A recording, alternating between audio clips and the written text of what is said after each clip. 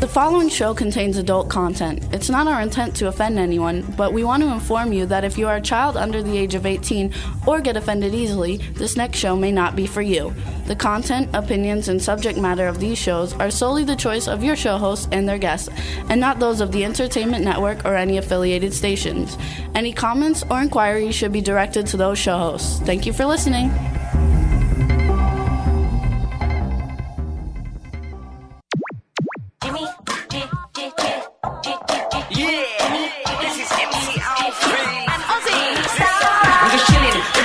Sitting down and designing, why every man never thinking, what are we gonna be wearing?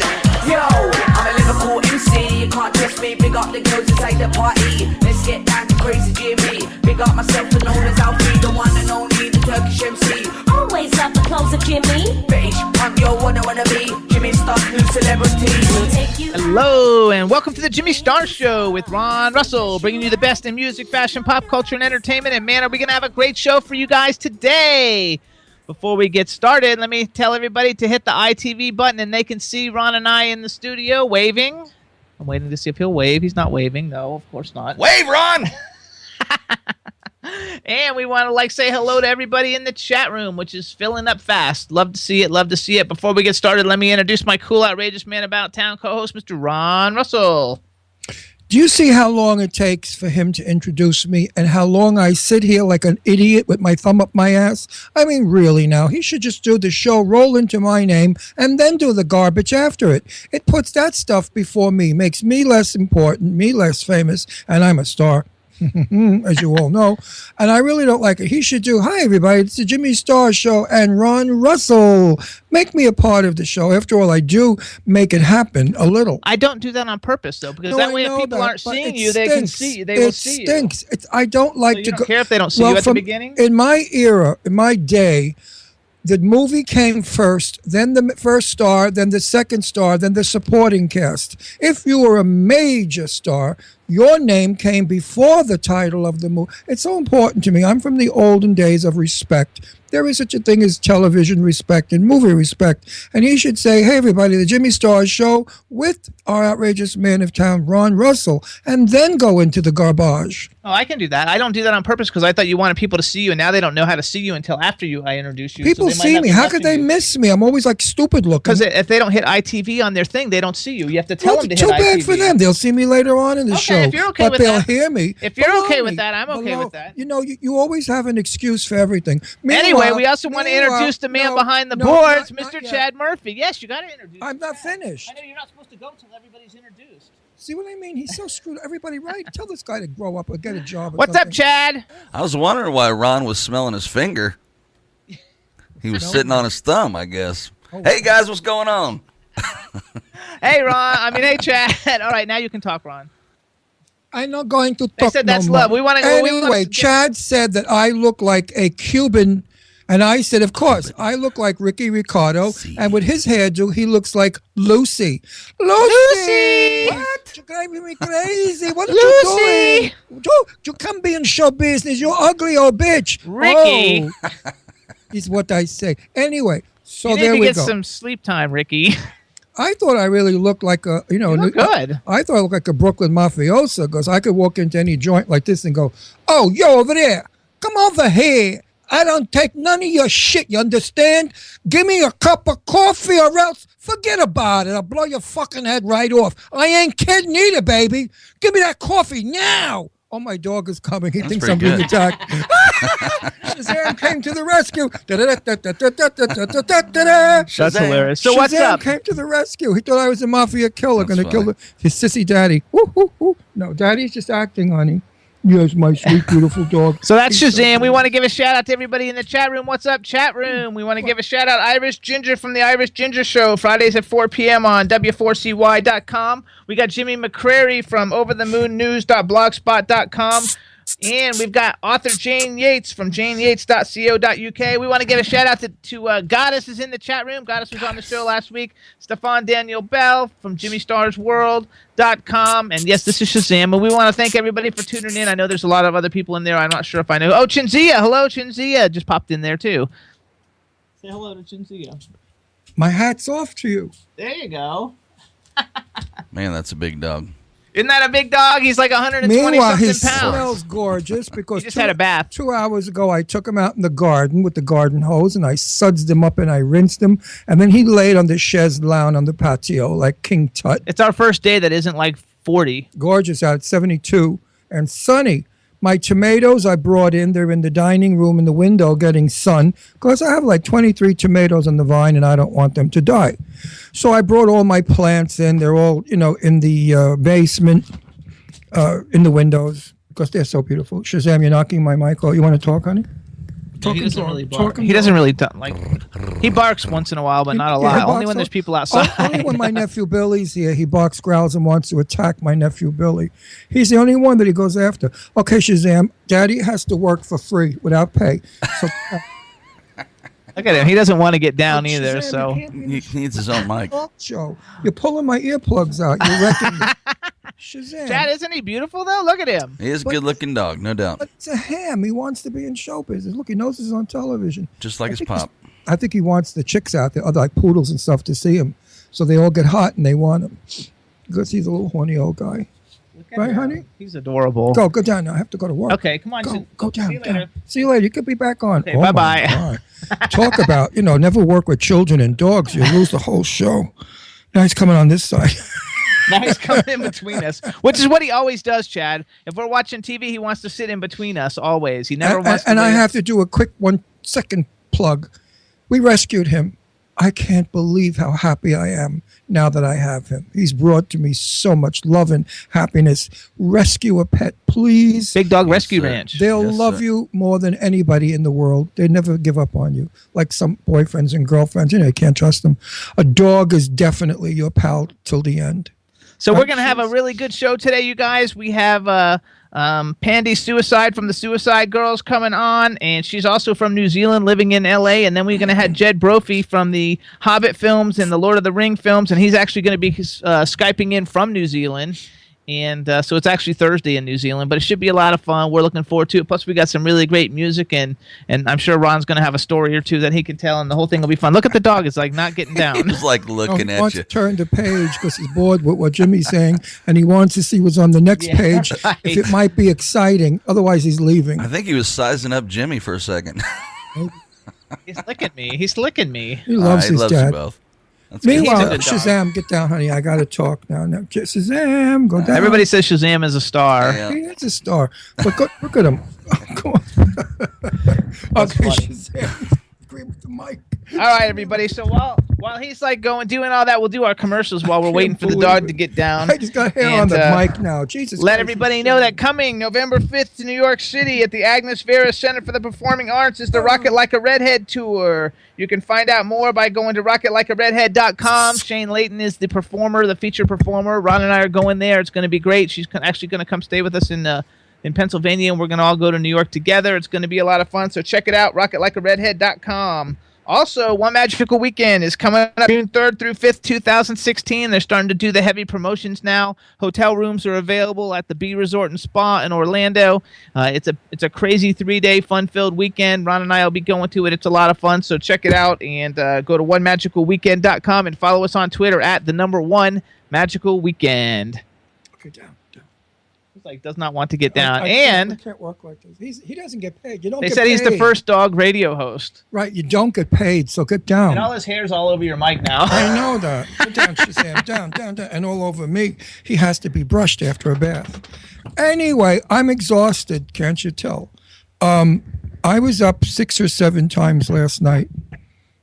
When you get to a certain age, you have to make wee-wee a lot. Now it's gotten to the point where I'm about to scream. 7 times in a night is just murder. So they have a thing called green light that they do, and they go up there with some kind of a machine that blows up your prostate and shrinks it and makes it come out like little pieces of caviar.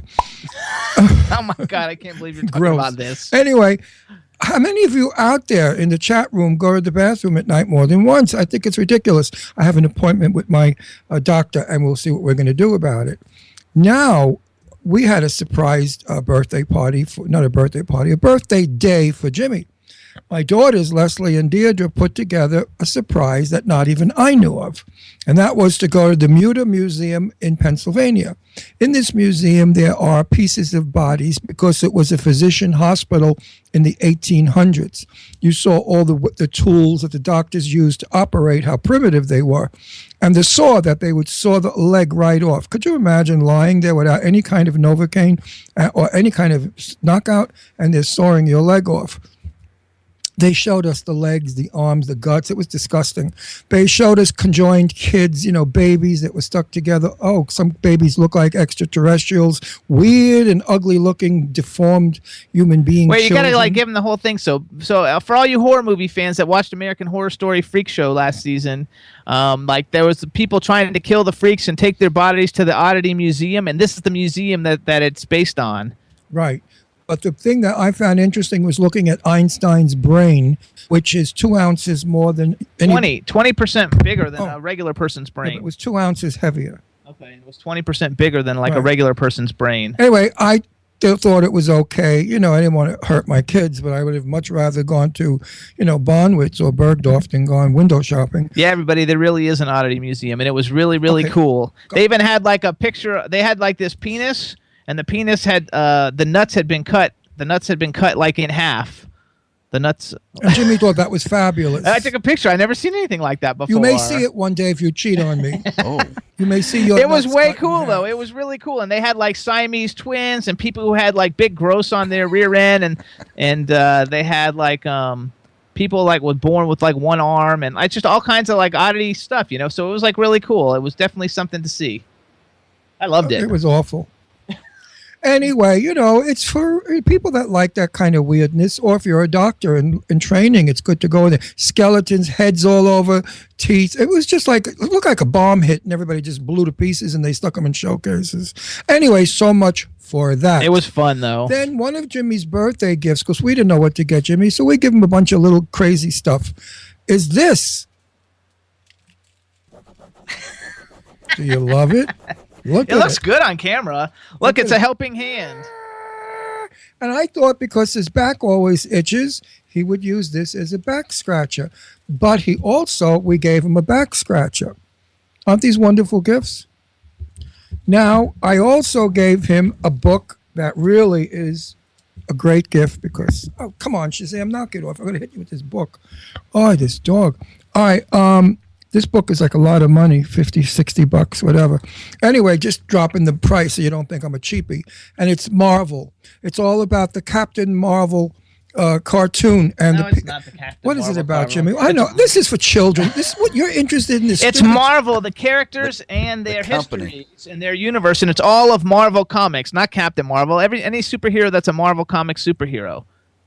I should know this, right? I feel like I have a son, by the way. It was awesome. It's an awesome book. Then I got him a spooky doll. Yes, our house is like a museum, and I got this really cool spooky doll with blood coming out of her eyes and bangs. She's awesome. And she's upstairs on the dining room table, which you will see on Facebook, because after the show, we're going upstairs to shoot the pictures that will be now on my main screen on my Facebook page. I love it. And we gave him all kinds of stuff. I forgot. It was awesome. All kinds weird socks, and we just. I got cups. Oh, see my new. I like big cups, and I broke the 3 I had. So this is my new trick or treat cup. Right. Can you see it? You see let's see. Where's the ghost at it?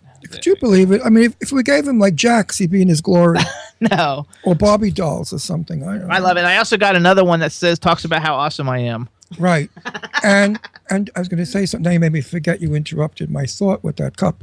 I gave him we also gave each other for our anniversary diamond wedding bands. But which isn't ready yet. He has his. Mine had to be made larger. And that's the anniversary and the birthday. And we had a great time. Just the 4 of us being together is always a joy because my daughters are as I always say, the reason I live and the light in my eye. And just being with them and watching all the guys look at them and, because they're beautiful. And then I think to myself, why? Why aren't they married? All these guys look at them. They flirt with them. And these 2 bitches walk like Barbie doll statues. So I said to them, why? These guys are looking at you. And they said, oh, Daddy, please. Oh, Daddy, please what? What comes after the please? Anyway, they just date. They're straight. They're not lesbians, which wouldn't have bothered me anyway. But they're straight girls. They just like to date everybody. And, Deirdre at the Mother Museum found a penis. And she and Leslie were looking at it. And Leslie said, not bad. Deirdre said, no, it should be fatter. So, that's too much information for Daddy to hear. But they think it's chuckle funny. Ha, ha, ha. We're going to upset Daddy with our little statement. And that didn't upset me. What, they think I was born yesterday? Please, my life, my background, nothing upsets me. Also, oh, now I forgot what I was going to say. See, he's old. 51, he's gone with the wind. I am not old. Oh, but I totally forgot now. It was something good, too. Because my mother used to say, if you forget, it's a lie. Oh, really? Mm. No, it has something to do with, oh, shoot. Now God dang it. I had something good I wanted to say. Now I forgot. I have to go back because I think it might have been something. Oh, I remember what it was. Now, it has nothing to do with our anniversary. You guys check out. You'll see I posted the links all over the place yesterday. I'm featured in the Huffington Post for the Back to the Future article. And look at the picture. And I'm featured in the Huffington Post. There's an article on if you could tell yourself, it's because it's the 30-year anniversary of Back to the Future. If you could tell your younger self something, what would you say? And they met me on Twitter and they picked out a quote. And so I'm featured in the Huffington Post. It's really cool. And so check out for the links. I don't have it with me or I would read it to you, but it's really cool. And lots of people were promoting it. Thank you so much. So check it out. Would you quit that?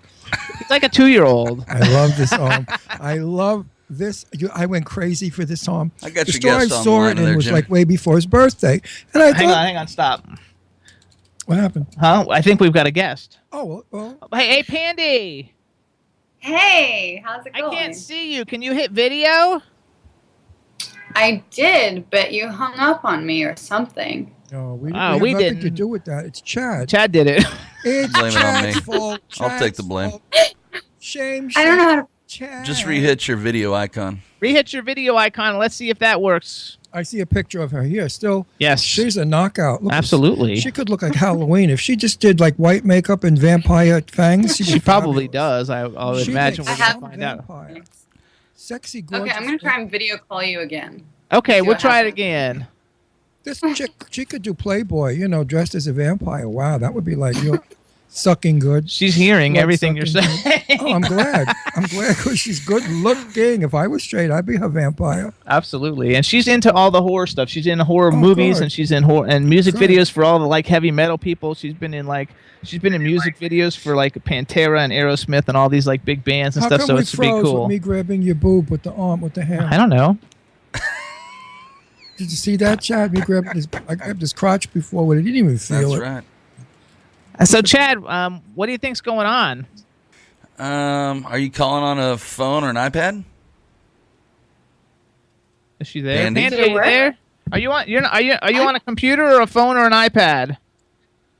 I am on a computer and I see you now. You can see me, but I can't see you. So try hitting the video icon again. Try and hit the video icon. There's a little button with a video camera on it. Just hit it. Down below. There you go. Here we go. That's going to come in. Hold on. Here we go. All right, everybody. It's about to appear. She's about to appear. You're going to see the lovely, fabulous Pandie Suicide. Hello and welcome to the Jimmy Star Show. Hi, thank you. I hope it works. Yes, it works. Yeah, We can see you. We can see you. Just sit down a little lower or move your camera because move your camera up a little higher. forehead's There cut you off. go. We don't want to lose your head. Yeah, we want to see head. There you go. Up with my.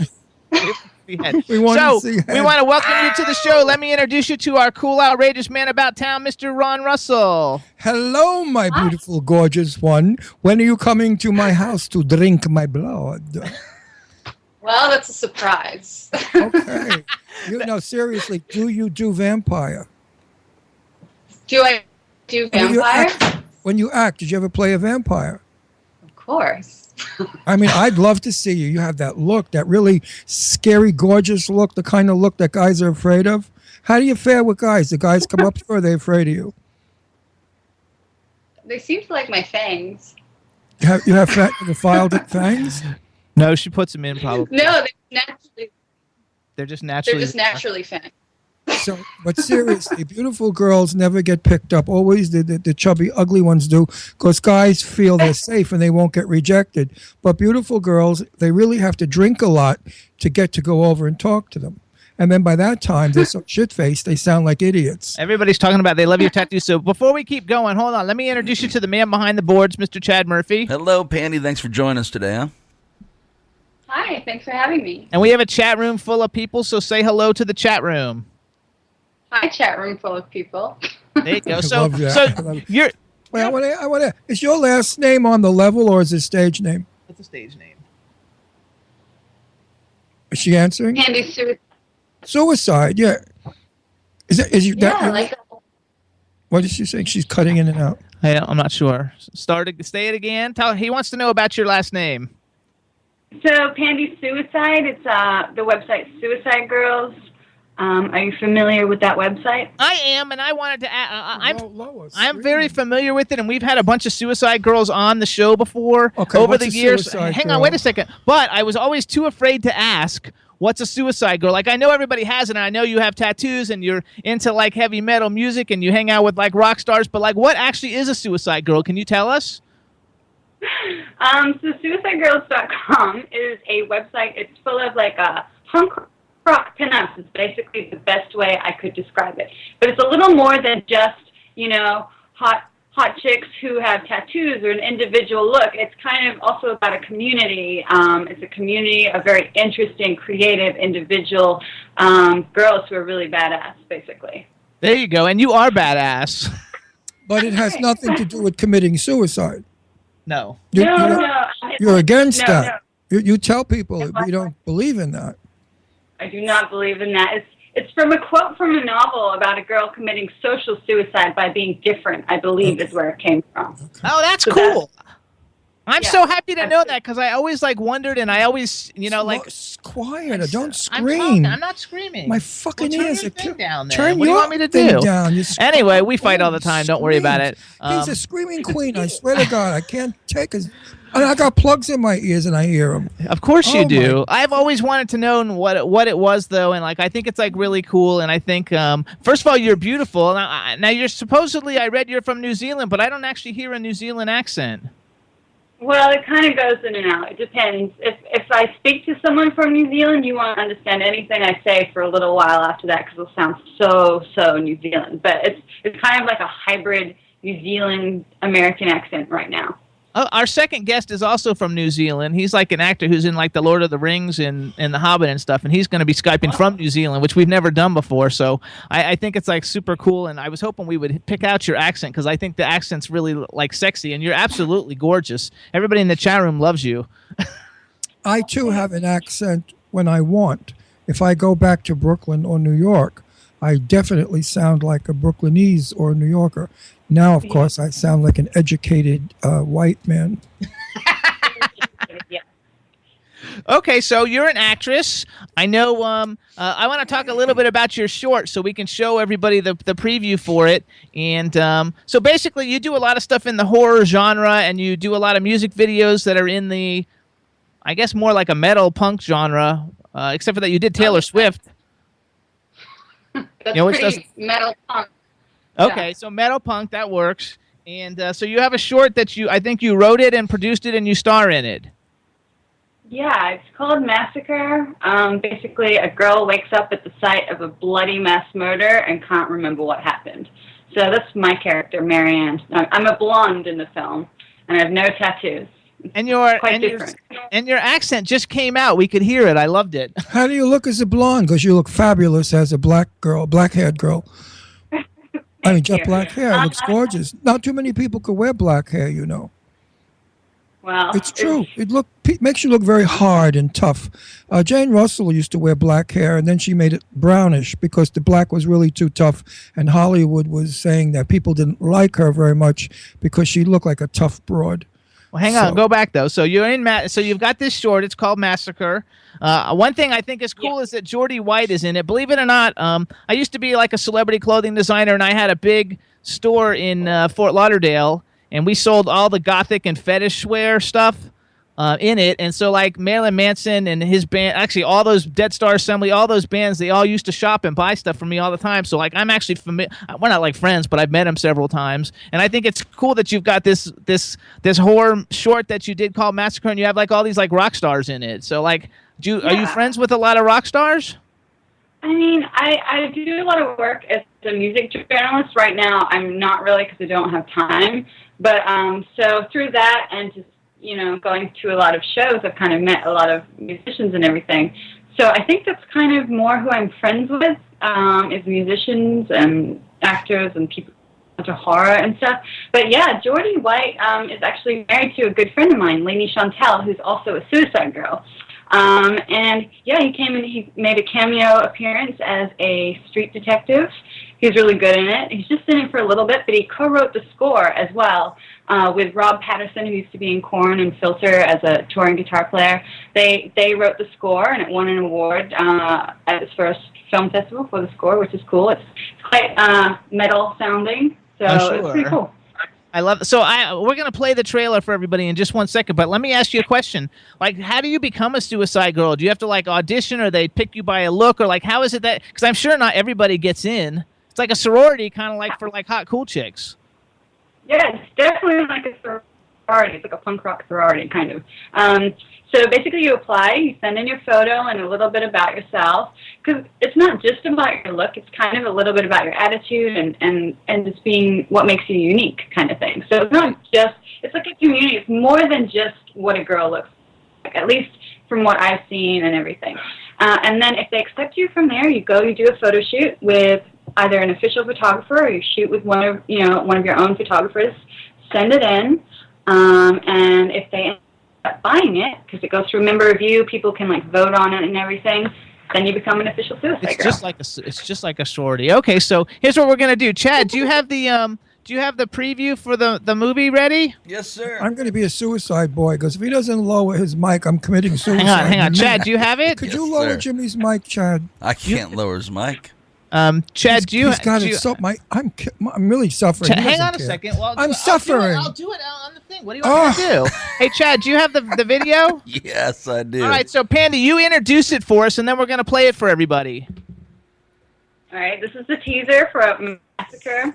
It's very short, starring London May, Billy Morrison, myself, Lower it. and several others. It's Sound bloody, like so a fan beware. instead of crackling.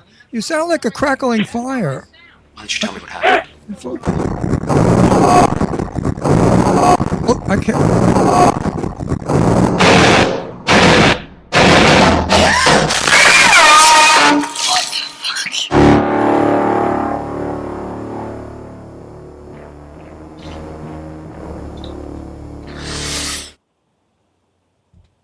You scream. There you go. Scream. You missed the trailer. No, I saw the trailer while he was Okay, adjusting good. the volume. Hey. Let me hear it now. All right, everybody, so that's it. It's that voice. That's Massacre. Massacre by Pandie Suicide. I think you look terrific as a blonde. I didn't watch it just now because I was trying to figure his headphones, but I watched it earlier today. So it's being very well received. Yeah, it's doing pretty well. It just it's playing in Puerto Rico on Thursday at the Puerto Rico Horror Film Festival. It's won one award for the music so far and got nominated for Best Short at another festival. Oh, and it just got into the Fangoria Magazine Online Film Festival, which is judged by like George A. Romero, Tom Savini, Tom Holland, and a bunch of other awesome people. So that was quite a big and We've had exciting all of thing them. for us. I'm a huge horror movie fan. How do you say horror? Horror? Horror. See, she says it correct. Horror. Horror. I always. He says whore. And a lot of women have gotten insulted because he said, wow, I heard you're a big whore in movies. And they said, excuse me, I'm not whore. And he said, no, I mean whore. So I had to I don't know how to say horror. I had horror. to say horror. A horror. But we've had all those people on. We've had George Romero. Tom Savini's a really good friend of mine. Tom Holland's been on a couple of times. I used to hang out in the horror world, and as a celebrity clothing designer, so like I'm kind of like friends with all like Pinhead and Freddy Krueger and Clive Barker and all those people are all friends of mine. And so I love the genre and the fact that you're like into all the horror movies. I think it's like super cool. Oh, thank you. I'm talking lighter. I didn't say a word. Okay. I'm So tell me, smiling what at is your you. what is your favorite horror movie that's not your own? I have so many. I like slasher movies mostly. I don't know if you can tell from the fact that I made a slasher movie. Yes. I like movies like Saw and Hostel, and The Collector and The Collection, and like Texas Chainsaw Massacre, Friday the 13th. All those kind of movies that feature a serial killer running around killing everyone are usually my favorites. But I mean, I like a lot of. What do you think about the Caterpillar movie? Oh, not the he's never seen it. Did you like the Human Centipede? The Caterpillar movie. Isn't it a caterpillar? Look how gorgeous. She's magnificent. I love her face. Look at that nose. Is that nose yours? They're putting a picture of you up on the screen as is a suicide your doll. nose, or did you have that nose done? Everything is factory settings except for the tattoos. Everything's except for the tattoos, she said. She's got the most gorgeous nose. Yeah, you really do. You could model noses for plastic surgeons. So, hell, let's go back. Did you see this Human Centipede? Yeah, I saw the new one a little while ago. The third one? Yeah, the third one. Is it Pretty good? Interesting movie. I mean, I like it for what it is. It's if you don't like movies that are intended to shock you and that are gory and that are like gross and that are weird, you're not going to like it. But if you like those things, you're going to love it. I think if you Did like a B movie horror from film, beginning to end? Did you see it from the beginning to the end of the Yes. film? And you didn't get vomit? What? You didn't vomit? You vomited?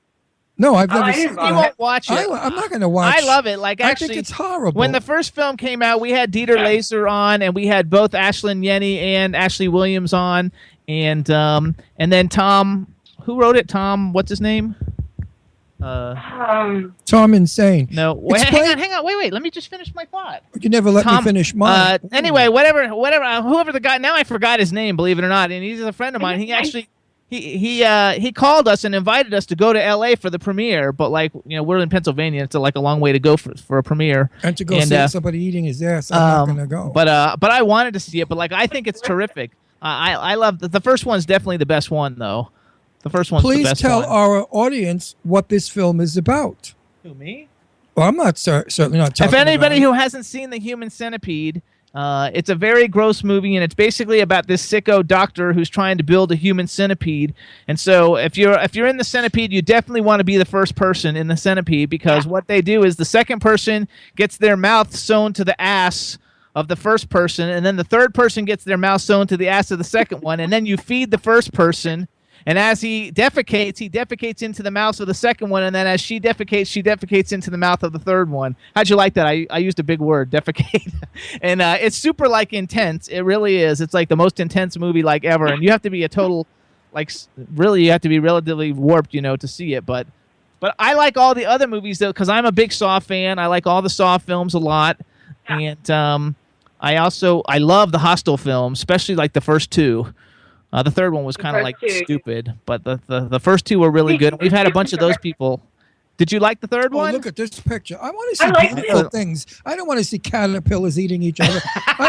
Put that picture back, Chad. She's got some gorgeous figure. She's a knockout. Do you know who Danielle Harris is? Oh my God, because you look a little bit like Danielle Harris. Look at this, darling. You're way beyond these horror films. You've got to get into major motion pictures. You've got to be on the big silver screen. Making a couple of $1 million. Look at her. Okay, I'll take. You're fabulous. Seriously, get out of this stupid genre. Go into real films. So let's talk about your music. Wow. Let's talk a little bit about the music videos you've been in. I watched the David Lynch one. It was a little bit too weird for me because I'm like, I guess because I'm getting older, like that was just a little bit too unusual. But I mean, the fact that you're in a David Lynch video, that was super cool. How was that? Thanks. Was he cool? Oh, he was super cool. He was super nice. Amazing director to work with. It was just like a little random thing that happened out of the blue. I got a call from, I get calls from casting directors all the time, but it was like, hi, are you free tomorrow to be in a David Lynch video? I was like, yes. So I went and shot it, and it was just, I didn't know much about it. It was amazing. I don't even know how they found me, but they did. And yeah, he was great to work with. It was really surreal because he was filming it, and he was behind the camera. So it was David Lynch behind the camera, leaning over, singing the words to his own song along with us. It was really surreal. It was cool though. I would think that's because he's such a cool director, and like everything he does is like weird but cool. Do you know who David Lynch is? He did like Twin Peaks, all that Twin Peaks stuff. Okay. Anyway, he's like a really A-list director. I knew a David Lynch. He was my social studies teacher in high school. And his name was David Lynch. Then I also saw you did a movie. I don't know if it's coming out or it's already coming out called Ditch Day Massacre, but with Bill Oberst Jr. and Brad Potts. Brad Potts is like a friend of mine also. Like it's kind of like we have 6 degrees of separation through social media in all the stuff you've done. So like you're doing a lot of horror movie, but then I noticed too that you were in the TV show Community as an anarchist and behaving badly. That's Selena Gomez, I think, isn't it? Yeah. I mean, those are smaller things, but they're, I get booked on all kinds of things. I get auditions for like the weirdest things to me, like big TV shows that are like comedies and stuff. So What's wrong with that? That's good. No, it's great. If I would book them, I would be. I have a friend. I also have a friend in the spook business because Jimmy drops name. Except my friend's a real friend that I'm close with, and his name is Ed X. Oh my God, what's Ed's last name? I'm gonna kill myself. I mean, Edward X. Young. He's like an indie horror film guy. He's the super new star of all the horror movies. Ed X. Young. He's coming on the show next week. Actually. Yeah, for Halloween. Handsome, really good-looking guy, and a terrific guy too, sweetheart. And he's done 160-something horror movies in like 2 years. Wow. I mean, Ed's working his fangs off. So I have a question for you. Have you ever seen the movie Martyrs? No, I've heard a lot about this film, though, Martyrs. Okay, you have to see Martyrs. It's the only horror movie really in my whole life that's ever freaked me out. And I thought about it because we were at the Mudda Museum in Pennsylvania, Philadelphia on Monday, and that's like the oddity museum that they used as in American Horror Story Freak Show, where they were killing the people and taking it to the museum. And Martyrs is like a religious film, and it's about like the church wanting to see how much pain someone can go through, so they actually like slowly remove all the skin until there's no skin on your body whatsoever, and it's just all your insides of your body, but the lady's still alive. Okay, we're gonna lose a chat room. I want to see. Let's talk about it. So what kind of a guy? Would you go out with a clean-cut guy without a beard, without a tattoo, with a crew cut, who drove a little a Toyota? I don't really care what kind of a car someone drives. That doesn't really matter to me. But what about the no beard and the crew cut? I prefer, actually, no, I'm not anti-beards, but beards isn't something that's like on my list of things that I have to have. Actually, appearance is the least important thing. I mean, I generally date guys with a lot of tattoos as well, probably because I have a lot of tattoos, but they don't have to have that, Who is like it's more about... Go ahead. It's more about the person's personality. Person's inside. Well, you're a smart girl, right? So you would go out with, what do they call these nowadays things? These guys that want to be like 1950? Oh, she wouldn't go out with a hipster. A hipster. Would you go out with a hipster? Everybody makes fun when I say that. What's wrong with the hipsters? Hipsters are dorks. They're like silly little people trying to look like, Frankie Avalon. You don't even know who Frankie Avalon is. But anyway, they're trying to look like people from the 1950s. It's sweet. I used to look like them in the 1950s. It was our style, but it was the original. And all the girls used to go for me. It was cool. It's true. All the girls. Well, I mean, who's someone nowadays, but try and make them a little bit more mainstream, because otherwise we might not know who they are. Like that you find like that you think is like good looking, that you think would be fun to go out with. Oh, I don't know. I could get myself into trouble having a conversation like that. What if they're watching? Look at this. Wait, hang on. Look at this shot with the fishnet stockings sitting in she's absolutely gorgeous. Sitting in the red chair. If that doesn't get guys going, nothing will. Then they're gay for sure. You're either dead or old or gay. In the chat room, they're all saying that hipsters are passé now anyway. Oh, they are? Yeah. Oh, well.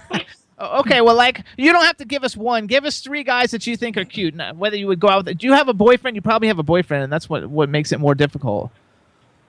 Good question. Suicide girls don't tell. They don't kiss and tell. No. Nobody would kisses and tells. Only you do.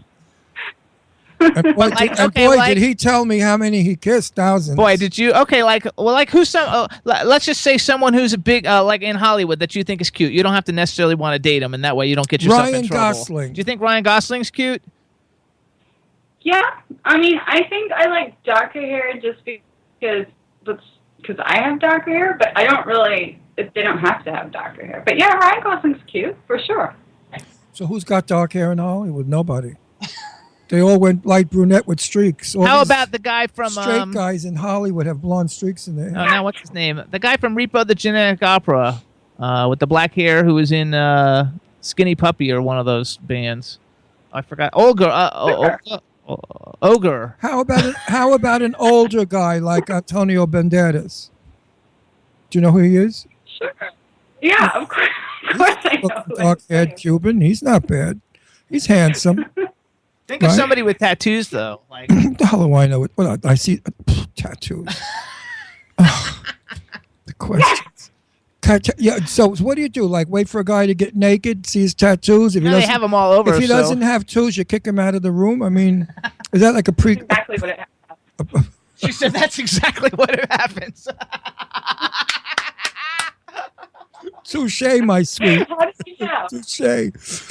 Anyway, so it would be so easy for you today to find a boyfriend because it seems like everybody in the world is tattooed. The one that I liked was I was in a store. I don't recall what store it was, and the lady bent over to get a lower item off the shelf, and she was heavy set. And when she bent over, a tattoo was written on the top of the crack of her butt with an arrow saying, "This way to paradise" or something.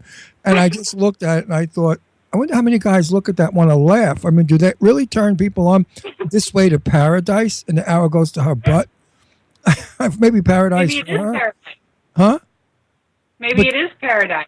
You think? Well, for somebody it would be paradise. For somebody Well, it would if a gay be. guy did it, maybe it would be paradise. But I don't know about women. I mean, what guy? I don't know. Anyway, I just thought it was weird. Who the hell would do that to their body? Do that. Mm-hmm. And then one guy one time had something about 8.5 inches, and I didn't know what that meant. And then somebody told me what it meant, and I said, "You're kidding!" He advertised that on his arm, 18 inches. Holy smoke! So you've done a ton of music. 8 inches. You've done a ton of music videos. So like, which one? Do you have like one or two favorites that were like super fun? That way you can name drop a little. I know you did, according to your bio, Taylor Swift, Pantera, Aerosmith, Lil Wayne. I met Lil Wayne at the MTV Awards one year. Nobody really cares. Yes, they do. No, they don't. They're asking. Nobody in the chat room asked if you ever met him. I just read I it. didn't say met. I said worked with. Work with. What'd you do? Dance with him?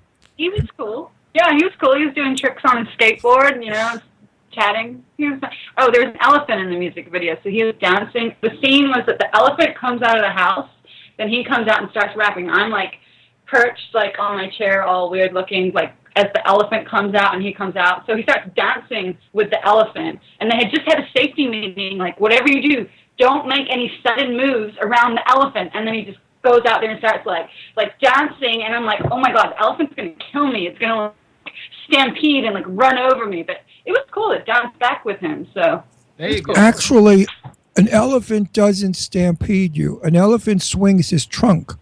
The trunk weighs about a couple of 100 pounds.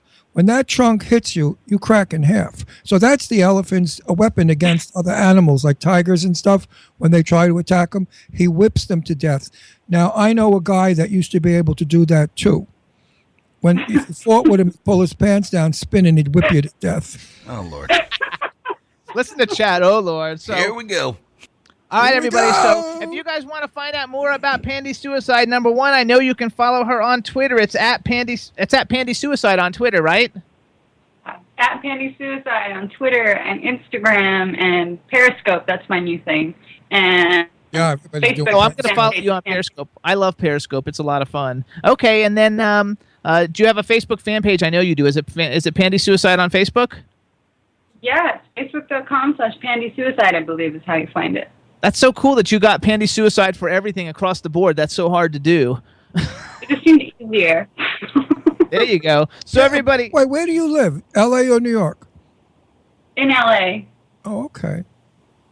Yeah. No, I was just wondering because of the people that we know. Horror is very big out there. They shoot a lot of it in the Burbank. Yeah. I remember Burbank studio. They have like lots of horror. I know a lot of people out in LA that are horror. we have a lot actors. on the show. So many of them. It's like New York, not many. New York, they're all theater and a little more sophisticated. But LA, practically everyone we know in the horror world is in LA. Oh, no. My friend, where does he live? He lives here in New York. Ed. Yes. And Macabre, she lives in New York on Long Island. Did you know who Macabre is? Elsie Macabre. Elsie Macabre. They have a film festival in New York. I think twice a year they do it. Big. And it's called the Macabre Film Festival or And something like we that. always go. It's a lot of fun. It's in New York, and they're on Facebook and Twitter. It's Twitch Productions. And so, do you have any other movies coming out, or what are we promote? The biggest thing we're promoting is we want everybody to watch Massacre and get behind Massacre. Yes, I also have a novel coming out in maybe 2 weeks. So that is coming out. And then I'm working on some other film projects, which I'm working on a feature version of Massacre, actually, but that's going to be a little while. Okay, yeah, it takes time to get that going. So you're a working actress, and I'm very happy to hear that. I think you're terrific. You look great. You sound great. You sound intelligent. You know, in a field that's a little bizarre. It's not bizarre for me. I love it. So because you're bizarre. Look at that the picture that comes up at the end of the Massacre video with you with your dark hair and all the blood on you is so fabulous. I thought that was a lace dress, long sleeve lace dress. That's blood. That's such a hot picture. It really is. So it looks like a long sleeve lace dress. All right, everybody. So this is Pandie Suicide. Follow her on Twitter. We want to thank you for coming on the show. We want to thank Clint Morris from October Coast for setting it up.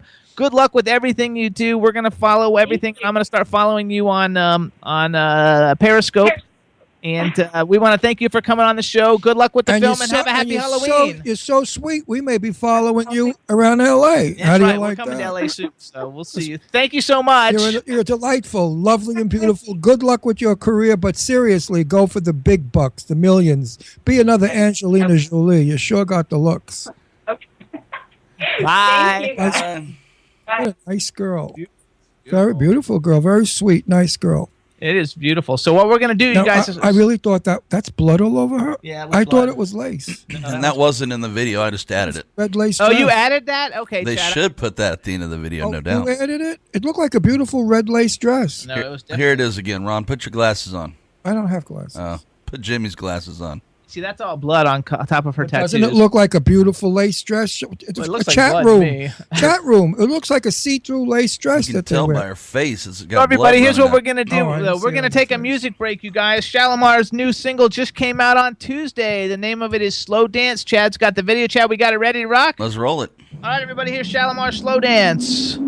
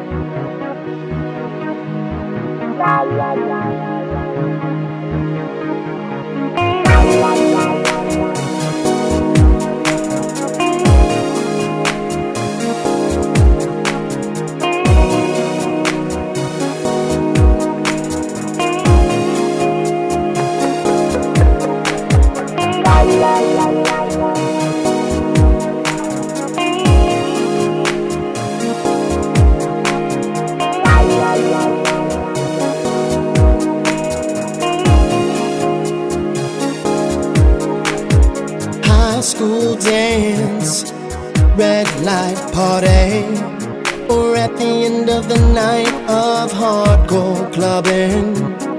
I remember it well.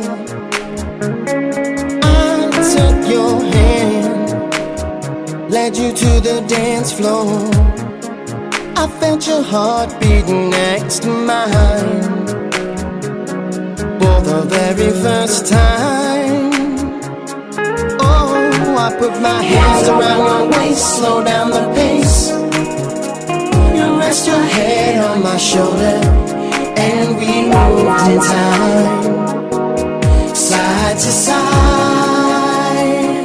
I wanna know, does anybody slow dance anymore?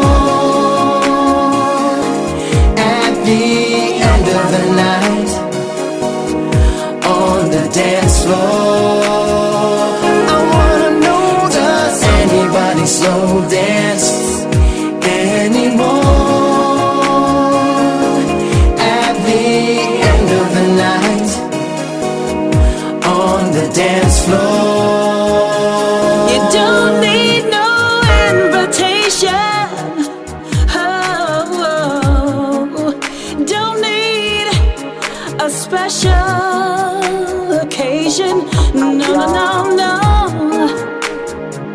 We're gonna make it like the first time.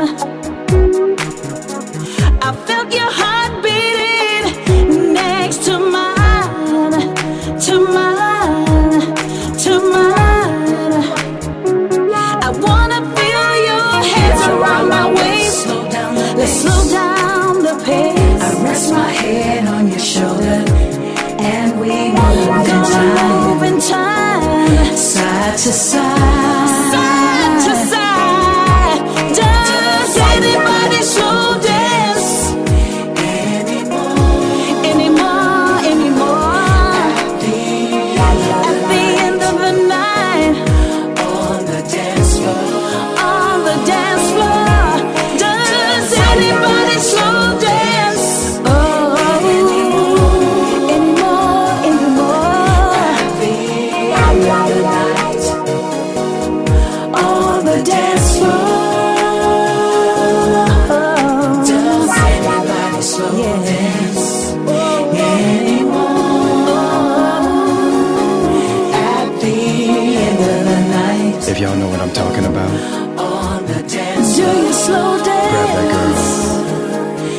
girl. Let's say it. Shalimar. There we go, everybody. So that's Shalimar Slow Dance. It came out on Tuesday. Download it. It's available worldwide. And it is awesome. And you're right. Gotta says it's so romantic, and you are right. It takes you back in time. It's a timeless song. Shalimar's awesome. They've had a ton of hits, and so happy to see Jodie Watley in there with Shalimar because she's like super, super awesome. Did you like that song or no? I love that song. Are you kidding? I like Every time I hear it, I love it. I love any of that kind of stuff. I just don't like when it doesn't make sense, when it's noise, not music. You know, You're not going to like the next video we play then. But then after that, why it's noise. well, it's going to be by a band called Fatal Smile, and the name of the song is "Welcome to the Freak Show," and it's like all guys in like horror makeup and really it's wild. cute. It's going to be. Halloween. It'll be fun though Why for don't Halloween. you play it next week? No, we're going to play it this week. We can maybe play it next week too, but Because it's Halloween. because I want to play it this week just to get it out. And then I thought what we would do though to make up for it is that since I don't know if you're going to like it or not, then I thought we would play Paris Tune Reflections of a Disco Ball and even it Oh, I all could out. use that. How's I that? could use an up.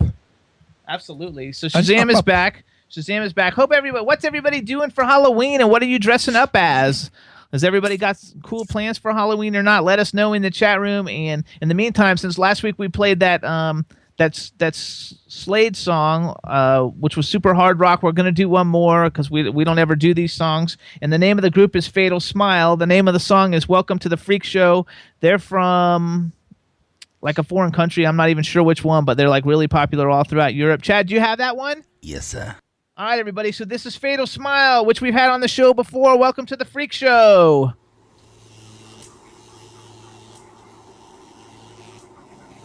Yes, it's Ringling Brothers and Barnum and Bailey's combined big circus sideshow, and it is in here where you'll see the freaks, the wonders, the strange, the unusual people, the strangest people on the face of the earth.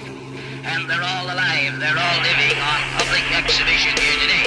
Ladies and gentlemen, it is the biggest, the grandest, the greatest sideshow on the face of the earth, traveling with the largest circus in all the world. Ladies and gentlemen, the greatest sideshow on earth.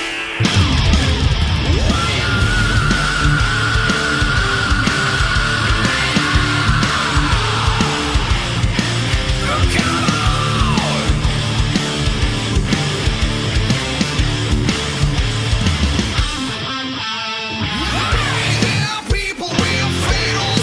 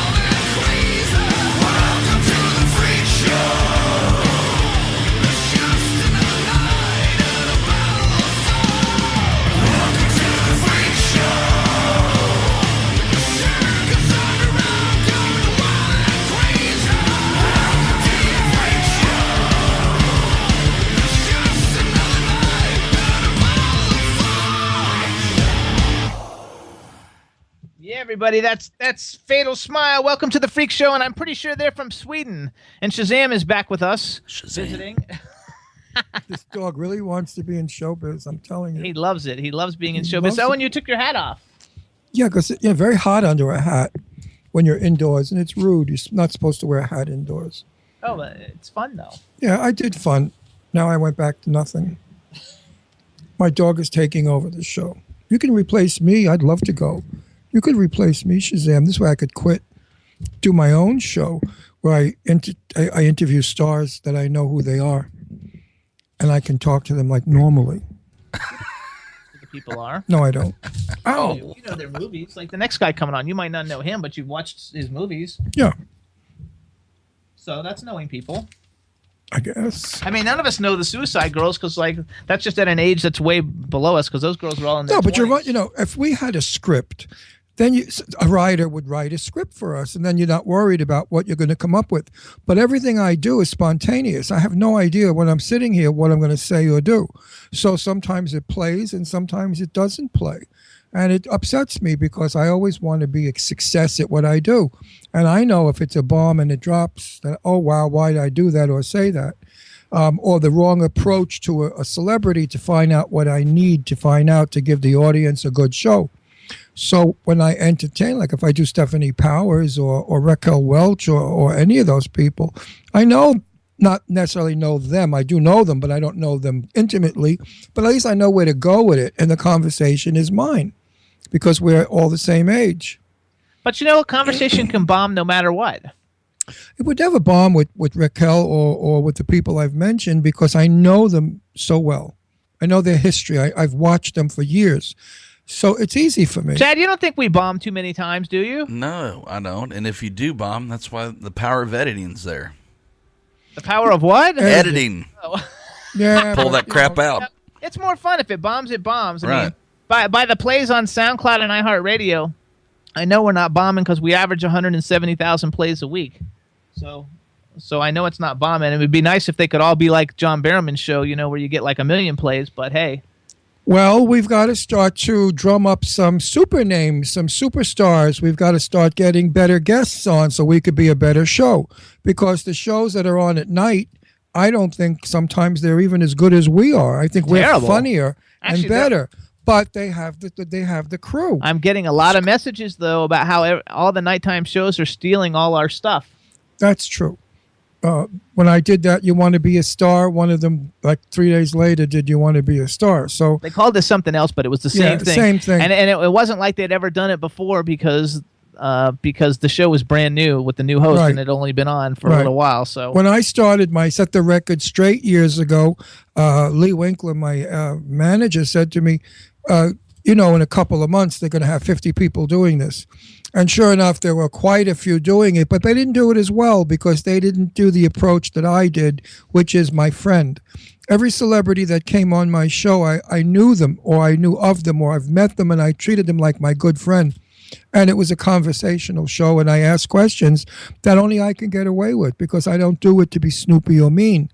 And they like me. So if you don't have those ingredients, don't try to copy me because you're going to look like a nasty, cranky old creep. They're all doing that. All the big shows have to be watching. Maybe the people who host those shows aren't watching, but definitely the people who work for them are watching. Well, they see us all over social media. A quick story. When I first was on Set the Record Straight, Turner Classic Movies, they, of course, definitely have seen my show, and Robert Osborne has seen my show, and Robert Osborne has always been so sophisticated and stuffy.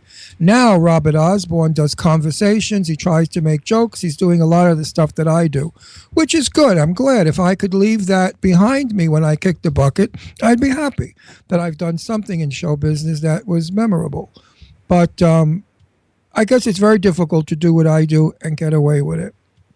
Well, definitely not everybody can get away with it. Well, it comes natural with me because this is not an act. I've been this way all my life. Since a little boy, I've always said the wrong thing, but in a sweet way, and people don't mind. That's right. So, Chad, Halloween's coming up. What are you doing for Halloween? Anything special? I don't think anything special. We're playing at Lakeside or something, Anchor Inn in Lantana. On actual Halloween day? On actually Halloween night. I guess they're having the local WRK Country FM station come in and do giveaways for a private Kenny Chesney concert of 2,000 people only. I don't know. But we're playing there. Nothing exciting, but it'll be all right. I think that's fun, though. Also, we want to give a shout out to Ken Pettigrew in the chat room because I noticed he's in there now. Ken. And we're gonna do one more ad because that's the last one I have to do. Good. All right, everybody. So we're so happy that you tuned into the Jimmy Star Show. You can hear us on W4CY Radio with the awesome, incredible Chad Murphy. Oh yeah. WROM Radio in Detroit, Hamilton Radio in New Jersey, Planet Radio Network in New York, LA, Toronto, and London, Monster FM Radio in New York, K4HD Radio in LA. We're on Jackalope Radio in Kansas City, WBAD Radio in Washington, D.C. You can hear us on Stitcher, iTunes, SoundCloud, iHeartRadio. You can watch us on Roku, YouTube, Vimeo, and JimmyStarsWorld.com. Wow. Hey, that's a mouthful, to do. Well, it's nice that we have so many people that want our show and they listen to it. Me, I would never listen to it. I fall asleep. I like really exciting shows that have exciting things going on. People in the chat room say that the guests we have are better than the late night guests. You think? Yeah, a lot. A picture of 3 suicide girls doing a. No, I'm not knocking any of our guests, but I think for rating wise, if we had you have to build to your Angelina Jolie type people, though. No, I know, but if we had Gosling on or Angie, those are the biggest stars in the world. I have to. They pay him like $300,000 to go on those shows. Listen, one day I will run into Angelina Jolie, and I will say, Angie, do me a big favor, shoot my show to the top of the charts. Come on as a guest. And knowing my Angie, she probably would say, fine, Ron, and come on. Because she's a sweet girl. I love her to death. I know her for thousands of years and my daughter's friend and blah, blah, blah. But then again, sometimes when they hit the stardom that they hit, they forget. Oftentimes they do forget. We always tell people, though, when you get that big, don't forget us. So we'll find out because we have a few that have been on the show that are getting ready to hit it. Yeah. Well, with Angie, she was Deirdre's friend. I was the dad. She really wasn't close to me. She was close to Deirdre. But she knows me. And she knows I was always a cool dad. When she was around, I never treated my kids poorly or acted surprised. My kids would do crazy things, and I'd say, "Oh, great, you're young, do it." In the chat room too, they're saying those TV ratings. That's all just marketing because the rating stuff isn't actually real. It's the same thing with us. We're the #1 web show. Yeah. Well, I just wish that we had big sponsors so I could get paid a little, and so it would be nice. It would be nice. How would you? Yes, chat room. Write it down. Would you work all these years without pay? I'm sure they would. Let me hear. Write it in the chat room. Half the people in here have their own shows that they don't get paid. So what we're going to do, you guys, we're going to take one more music break. It'll put Ron in a good mood because we haven't played this song in a long time. I'm in a good mood. I'm at a loss for words because I feel badly that poor girl came on and I wasn't able to interview her well because I don't know anything about it. I don't know anything about that one. She's mentioning movies that I probably will never see because they're not for me, and it's not my thing. That's a young thing. That's a young girl, lovely girl though, lovely. I loved her, but she needed a young, cool, hip cat to interview her. Which you can be. I cannot. You have been. Before. I would be never have I been a hip cat. Get lost. Yes, you are. Anyway, you guys, what we're gonna do is play "Reflections of a Disco Ball." Ron loves the song. It's by Paris Toon and Tanya Tiet, and it's also got one of the Sister Sledge ladies singing in it, and it's a fabulous song. We love it. It's bringing disco back to the forefront. Chad, we ready to rock? Love this song. Love. All right, everybody, here you go.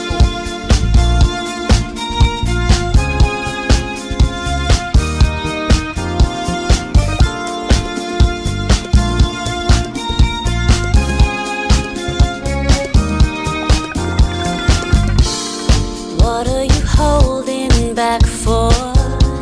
Time's heart beat, it never stops.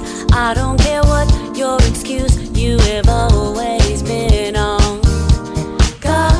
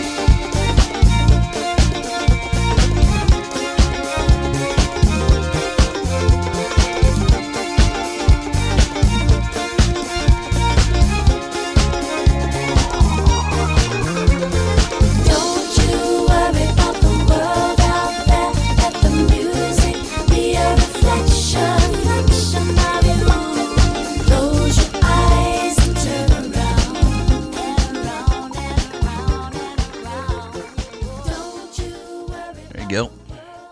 Everybody, there you go. That's Paris Tune and Mother's Favorite Child with Reflections of a Disco Ball. Ron loves that song. Well, you know what I do? When I want to lose weight, I play it in the living room really loud and I dance. And I dance for like sometimes an hour. And I mean really heavy dancing because when I was very young, I trained in modern jazz. So I can't do all of the moves I did when I was 16 and 17 in modern jazz. A lot of it, it's almost like yoga. But I do as many as I can, and I feel the muscles pulling and everything starting to work out. So absolutely, if you don't like jogging or going on the bicycle and doing all that boring stuff, just play music you like, song like this, because the beat is good, the tempo is good, and your body can actually dance to it easily. It makes your body want to move, and that's the kind of music that I dance to lose weight. So that's a little tidbit for you. Chad, all. do you like that song? I do. I'm surprised it didn't do anything on the charts. It did. It did in England, but it didn't in the United States, at least not yet. But it's still getting work to radio, I would think, though. Yeah, like it's still new here. You know, in England, Europe, it went pretty well. England, I think it was 6 on the chart. Yeah, I think it went up to 3 or something. To 3 on the charts in England. And, you know, everything in Europe comes here 6 months later. Yeah, we're a little behind a lot of the time. Right. I think that the movement is happening. I see more and more people when I go out to fairs, parties, and all these gatherings are doing the hustle. Now they call it the Latin hustle. And the Latin hustle is very big. It's Latin music and a whole new style to it. And I'm sure if you go to South Beach. Also, too, though, like all those bands who were popular in that disco era, like Shalimar's like one of them. Like they're all coming back now. Like they're all making comebacks and everything. So it's a really, really cool thing. So like I was saying, if you go to South Beach in Florida, I'm sure you're going to see so many people doing the Latin hustle. Latin hustle. I mean, I love it. It's the best way to dance, lose weight. It has steps and you know, it's good. Learn it, folks. It's really good. And you could show off at parties. Get your husband or your boyfriend or your wife or your whatever and spin around. Spin.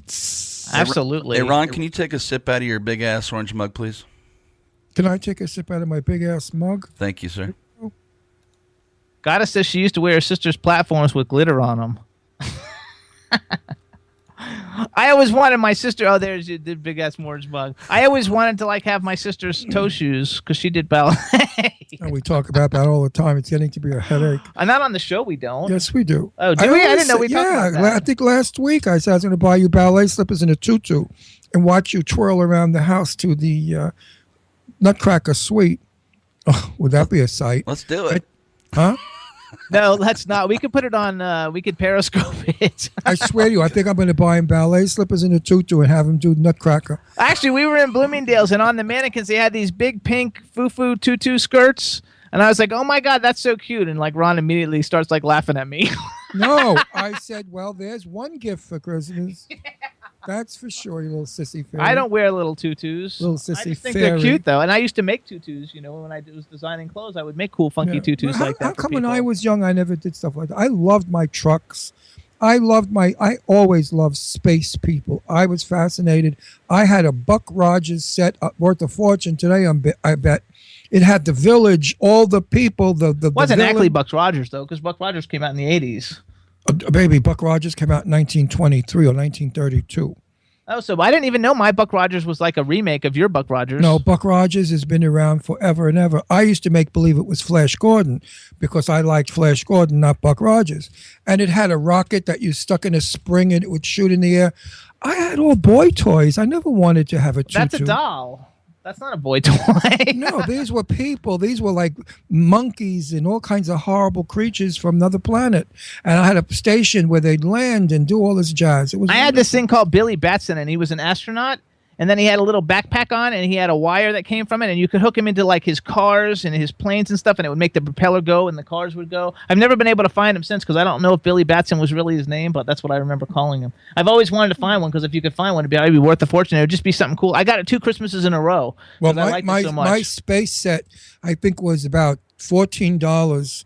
And I remember we were in Bloomingdale's, and I saw it in the toy department. It says August 1928. Buck Rogers started. Sure he did. That's awesome. And I told my mother, I want this. My mother said, oh, Ronnie, $14. That's a lot of money. You're going to take good care of it. I said, my promise, I'll keep it forever. Of course, I didn't. that $14 investment today, I'm sure would be a couple of thousand. I've actually too, and we've had the guy who plays Gil Gerard, who played the modern day Buck Rogers. We've had him on the show. Yeah, Buck Rogers, space sheriff or agent, whatever it was called.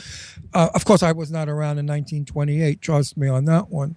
Goddess says she never had a Barbie. She used to play with her brothers G.I. Joe and Green Army Men. I had G.I. Joe. I had all the G.I. Joe, and I had Big Jim. He made a muscle when you did his arm. It popped up and made a muscle, and he had a karate chop. And I had a camper and a motorcycle. You see, the only thing is when Jimmy designed the camper and the trees in the forest, they were all gay soldiers. No, they weren't. I didn't even know what gay was then. No, that your soldiers were gay, and a couple of them would be in the woods. You know, it wasn't so nice what they were doing in the woods. That was Jimmy. Oh, look, G.I. Joe. Look. Oh, hi, Sal. Oh, don't ask, don't tell.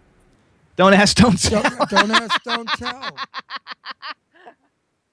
I think that's hilarious. It's just like Buck Rogers. Like, I'm not Buck Rogers. What's the other guy?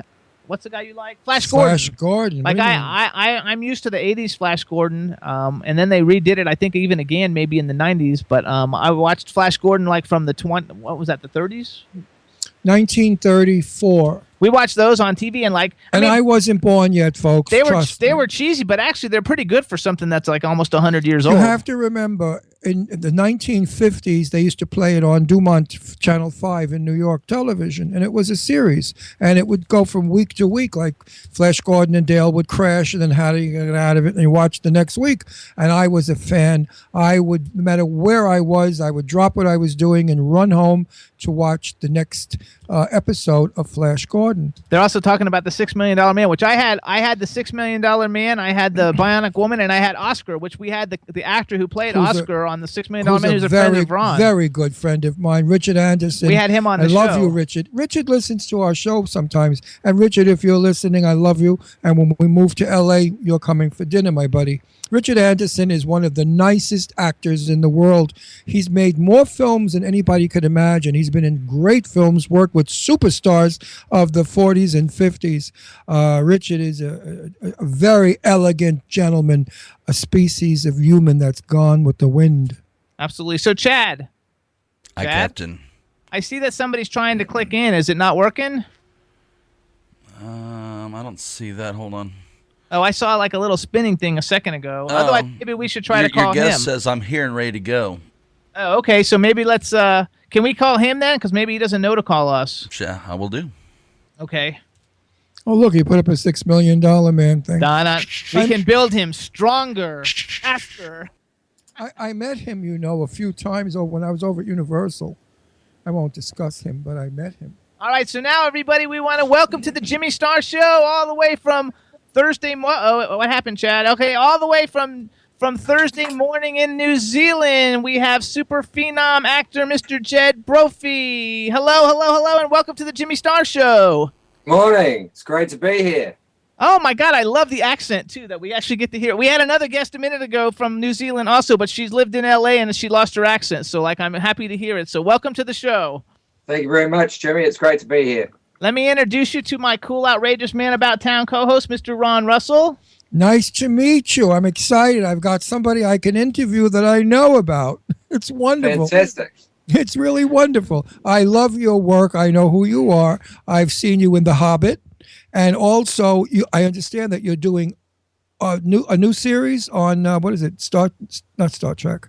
No. Oh, I don't know. I don't know what you're talking about. I read something about him. I don't know what I read now. Well, you're going to have to correct me that you're doing something new. I am. I'm doing a new TV series for MTV, but unfortunately, I can't tell you what it is. Okay. But I think I read about something because I looked you up, and if it comes to me, I promise. He was in Lord of the Rings. Yeah, but I won't tell anybody. If it comes to mind, I won't say it. Everything leaks out. I have a lot of friends in the biz and out there, so everybody knows what everybody else is doing. The old joke: everybody counts everybody else's money in Hollywood. Look at what happened with what's her name? She quit doing. She was offered a play. That beautiful girl, Jennifer. Anyway, I'm gone with the wind. He's gone with the wind. Next up. All right, so here's what we're going to do. Also, first of all, say hello to Chad. He's our man behind the board. Hey, Jed. Good morning. Welcome to the show. Chad, so nice to not meet you. Yeah, you can't even see him. And we have a chat room full of people, so say hello to everybody in the chat room. Hello, people in the chat room. Welcome from Aotearoa, New Zealand. Kia ora, kia ora. Haere rā. That's Good cool. morning. Now, answer me a question. How does it feel that people don't know you as you? They only know you as the made-up characters you play. So you could get away with murder. You could go anywhere and not be hounded. It's fantastic. I love my anonymity, and it's the reason why I give myself the job of being stuck in rubber 24/7. In fact, this is a prosthetic made by Weta that I'm wearing right now. You're really that monster. Hey, See, once in a while, he's not in prosthetics in some of his films. Just not his better-known films. He's in prosthetics. But true. I looked up the majors. I mean, he's been in the major. I mean, he wouldn't have seen District 9 because I love District 9. I've and never actually, he would like it a lot because of the subject matter. I probably would. No, I know him from the movies that you mentioned, and those are big, blockbuster, gigantic. I mean, forever film. They're like Gone with the Wind. So you're basically like kind of what do you call it? Like somehow you're factored in, and you're like a Peter in all the Peter Jackson movies, because like Peter Jackson's one of the biggest directors in the world, and it seems like you're in a lot of his stuff. Apparently, if I'm not in the movie, it doesn't make any money. So if they put me in the movie will make money. It's as simple as that. Well, I love it. Now we have to add another zero to your salary. Yeah, well, that would be nice. Tell him that. Well, Alfred Hitchcock, he had his stable of actors also. Because if you go back to the 1950s TV show, so many of the people that were in his big blockbuster hit movies were from television. And he liked cool blondes, of course, always. Tippi Hedren. And he liked tall, handsome, dark-haired men that he always casted. So I know my favorite person that he always had in his movies was Jimmy Stewart. He was in all of them. And you do a good Jimmy. Yeah, Jimmy was a fabulous. I've never met him. Sad because I was too young, but I would have loved to have met Jimmy Stewart, a brilliant actor. An actor who never acted, he just talked. So you look a bit like him. I look like Jimmy Stewart? Everybody always tells him he looks like, who do they tell you? Tony Curtis he gets a lot. But wow. Jimmy Stewart's good too. I don't mind. That's funny because Jimmy Stewart is my real name, but I couldn't trademark it, so I go by Jimmy Star because I couldn't trademark Jimmy Stewart. And so, there you go. So it's like 6 degrees of separation. So before we talk about Hobbit and Peter Jackson stuff, though, I want to talk real quick about District 9 because I saw it such a long time ago. I don't know if I remember it, but I think I want Ron to hear kind of like the synopsis because I think he would dig it. Is it a movie or a TV show? show? It's a movie, and it's about... It's set in South Africa. Set in South Africa when a whole lot of bugs come down from another planet, and they try to be assimilated into South African society. But a bit like apartheid was there in the 80s, they get put in a little camp on their own. And there's a journalist who goes in there, and he gets a gun, and he turns half alien, and then it becomes a kind of a chase movie where they're trying to get this technology back off him, and he's becoming more and more like a bug. I saw this. Don't tell me. I saw this movie, Jimmy.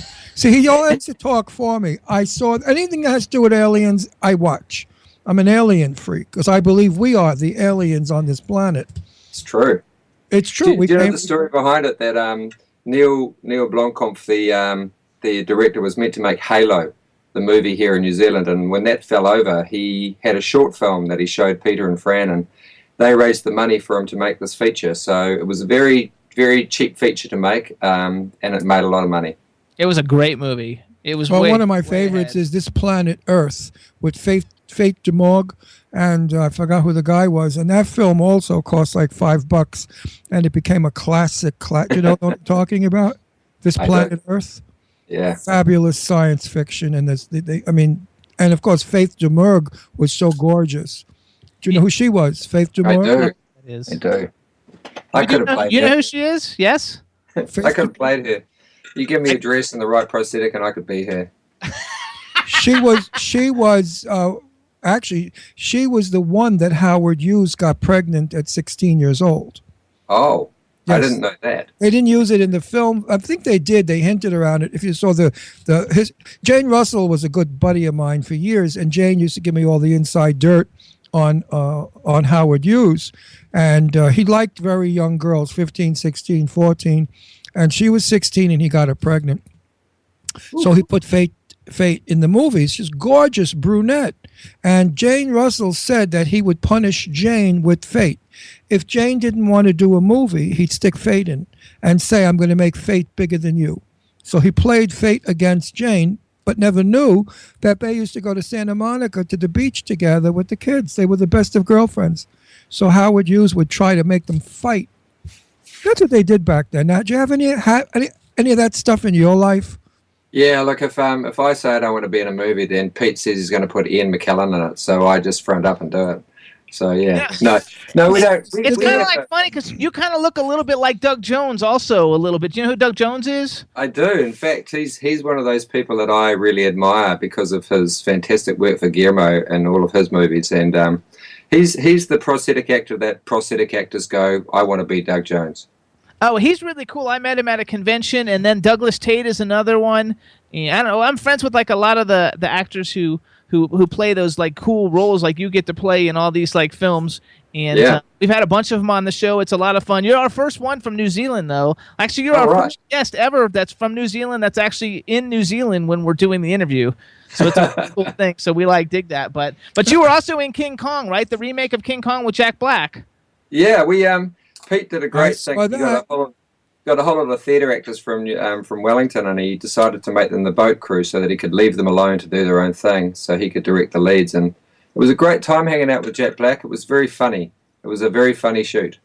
I like that. So I'm so surprised that they hire you from New Zealand because it's a heavy duty airline ticket. No, they shot it there. They shoot it there. Oh, they shot it there. Oh, that's right.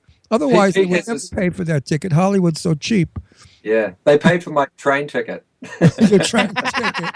Did you ever get made up by Smith? Who? Smith. Hollywood's. No. Oh, what was his first name? I don't know. He's the guy that invented all the prosthetics. Not Bob Smith. I met him years ago. Dick Smith. Who? Yeah, Dick Smith. Bill Smith. He invented all that stuff, and I met him back in the I think it was 1980s at Universal. I worked for Universal, and Nick Marciolano was my boss at Universal. I wanted to be a makeup man. No. So I love makeup, and your makeup was always wonderful, and so were the other characters in your films. The makeup was really, really sensational. I'm going through all the films that I've actually seen, and then we'll talk about, because like Dead Alive is a great movie, and I know that's like one of your more first beginning movies, right? Yeah, that was... I was doing a theatre show with one of the co-writers, Stephen Sinclair, and Peter Jackson actually came backstage and offered me the part. And I have to admit I was a bit reticent. I didn't know much about zombies. But I read the script and thought it was hilarious, and we started filming a couple of days later. And yeah, it still has the Guinness Book of Records for the most blood used in a movie. Yeah, which is just cool, and that's like the beginning of your career, and look at it helped build that thing with Peter Jackson, and then you got Heavenly Creatures, which I forgot who's in that. The Titanic lady's in that. Melanie Linsky, who was in 2.5 Men. She was the neighbor next door, and Kate Winslet. Yeah, that's who I thought was in it. What is Kate like? I've never met her, but I think she's a wonderful actress. She is the most lovely person. She's one of those really down to earth people who just happens to be brilliant at what she does. Mm-hmm. Natural actress. Her lines are a reality. They're not lines when she speaks. That's right. She's a fabulous actress. I like her a lot. So then we move on, and we have The Lord of the Rings and The Hobbit. I want to talk about The Hobbit real quick, because first of all, and you probably know because you have it, but you have your own Lego action figure. Yeah, I know. The greatest thing in the world is because I have 2 boys, and growing up on rainy days, Lego was what they kind of lived with, and you kind of know that you've made it when you get your own Lego figure because it's there forever, and all kids are going to play with it. They're going to put a different head on you. You've made it really. Play for it. I just bought it on eBay last night, so it's coming to the house because lately we've been having a lot of great guests who have their own action figures, and like I'm buying like the action figure. We had what's his name? Stephen Lang. We had Stephen Lang from Avatar. He's the bad guy. So I got his action figure, and we have John Barrowman from Doctor Who and our Arrow, which is a popular show here in America. And I just got his action figures, and I just ordered your Lego figure. We need to get you a. Do you have an action? Wait. We spoke of Richard Anderson. We have. Oh yeah, and I have Richard Anderson from the Bionic Man. I have. He was Oscar Goldman. I have that action. Right. So like, do you have a Nori besides Lego? Because I know they have cutouts of you. They have everything. Do you have a Nori actual action figure too? Yeah, you have to go to the weta.co.nz site. So WETA. .com actually. It's .com. Go to their site and you can get the Lego the Nori bust, which is it's about this size. It's a it's a 10-inch figure of Nori about to bash someone with his big stick. I love it. I think that, to me, that's like the coolest thing ever. Like, I totally, one day before I die, want an action figure. Yeah, they're going to do it in ballet slippers and a tutu. We can get Weta to make one of you guys. I'm sure. I'll have a talk to Richard Taylor and see what I can work out. I would love it. Right. I think that's the coolest thing. Like ever. a Laurel and Hardy type. So let's talk about the Hobbit a little bit. Look at the makeup on him. Just let's talk about makeup because this is so fascinating. Years ago in early Hollywood, the makeup was so terrible that the characters really didn't come across as what they wanted to. Makeup, I was taught, is half of the actor's work. If the makeup is beautiful, the actor works less. Am I correct? That's very true. We were very lucky that the makeup, the people who made the makeup and the people who applied it went on to win Oscars for their work. And Gino Asadeva, who's was born in Arizona but now lives in New Zealand, he designed the makeups that I wore on Lord of the Rings, and he works at Weta Digital now. But in terms of the coloration and the way that it looks and the silicone that they use, those guys are incredible. And yeah, it is half the job is done by the makeup, and then the other half is done by us. But if the makeup looks great, you as an actor don't have to do much. You can be much more subtle. Absolutely. Very, very, very, very lucky that the makeup artists, we had an individual wig person and an individual prosthetic person. Mm-hmm. And they're as important as we are on the film, that's for sure. Well, because when you're in that costume, you are the person, and it's so easy to act the character. Because, like, in other words, if you're a person nude, a naked person acting has to really work hard. Because there's nothing there. There's not a prop that they could use except you know what, and then it would be a porno film. So that's not what we're talking about. But the minute you're dressed, and your character, let me tell you, is one of my favorites. You and the old guy with all the bushy hair. What was his name? Gandalf. The one that was in Peter Potter. No, Peter. Harry Potter. Harry Potter. What's his name? Oh yeah, Michael Gambon. Right. I loved his dressed up character. You know what I'm talking about? Yeah, but he's not talking about Michael Gambon. He's talking about the guy who played Dumbledore. Wasn't that guy in Harry? Richard Harris. Yeah, Richard Harris. That's who he's talking about. That's what I'm talking about. Loved his work, and his costume was beautiful. Yeah. So I have a question though, because like when you're in the Hobbit and you're playing a Hobbit. A dwarf. Yeah, I don't know what I don't want to be politically incorrect. So you're playing a dwarf. Like, how do they do that? Because you look sitting there. You look like you're about 6 feet tall. They had these fat suits that made our shoulders kind of come out 6 inches on either side. They had a big headpiece that made our head look bigger. The trousers were kind of baggy, so they made our legs look shorter. And then when we were working with Ian McKellen, they had a guy who was 7'2". So when they shot from behind, he looked a lot taller than us. Oh wow, that's so cool. Yeah, and when we were working with Ian, the real Ian McKellen, he was up on a plinth that was a good maybe 2.5, 3 feet off the ground, so he could walk between us and make it look like he was a lot taller. Years ago, the movie with Sophia Loren and Alan Ladd, The Boy and a Dolphin. Alan Ladd was all of 5'2". Sophia Loren is 5'8". So even in bare feet, they couldn't do it. What they did was they dug a trench along where Sophia would walk.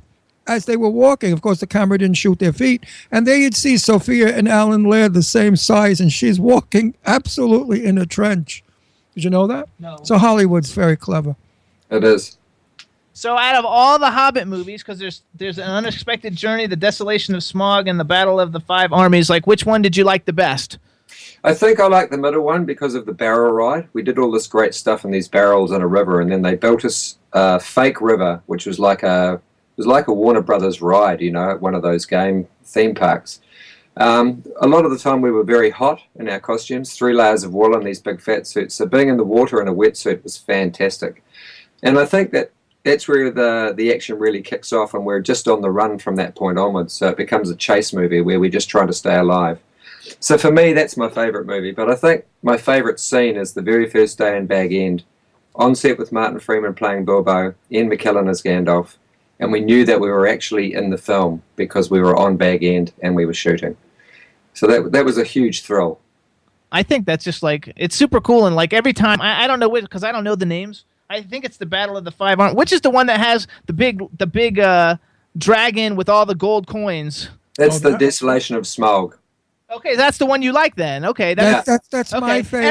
Every time we go to Best Buy, literally every time, I don't know if you know what Best Buy is, like a big chain of stores that sells electronics. It's in America, and every time you go where they're selling their big screen TVs, when they're big entertainment systems, that movie is playing. It doesn't matter. Like every no matter when you go there, and we sit there and watch that scene like we've seen it like 50 times. That's my favorite movie. Listen, now you're not from New York. You're not from Los Angeles. How the hell did you get started in your country, which is not a film country, or at least not known for film? Yeah, look, I was very lucky when I came out of drama school in 1987. It was mainly theatre and a little bit of TV. But Peter Jackson was always going to build a studio there. He always had this idea that he was going to be a filmmaker. And I was just very lucky that when he started making films, there was a group of us around, young people who wanted to work in film. And there's a lot of luck in our industry. I was the right place, the right time, and the right person to work with him. And he did that. He said, if you build it, they will come. That great quote from Fields of Dreams. If you build it, they will come. He built a studio, and Hollywood started coming to us. He invited them over, and they generously gave him money. And he started making movies that made them money and created this whole fabric of fantasy. And now we have a studio that's the envy of the world over. We have James Cameron out here. He lives in New Zealand now. He's going to shoot the next 2 Avatars here, and whatever Pete shoots next. So we did the Tintin reshoots here for Steven Spielberg. So we've created an industry here that means that we can actually invite people to our country and they can shoot at the very highest level. So it's really down to him backing himself. And of course, it's no tax. That's right. We have a huge tax break. So that's very, inviting. Yes. So Stephen Lang is going to have to go to your country to film Avatar because he's in they're doing 3, by the way, and he said he's going to be in all 3, which means that's a damn good contract because I want this for number 2, and I definitely want that for number 3, or kill me in number 2. You're stuck.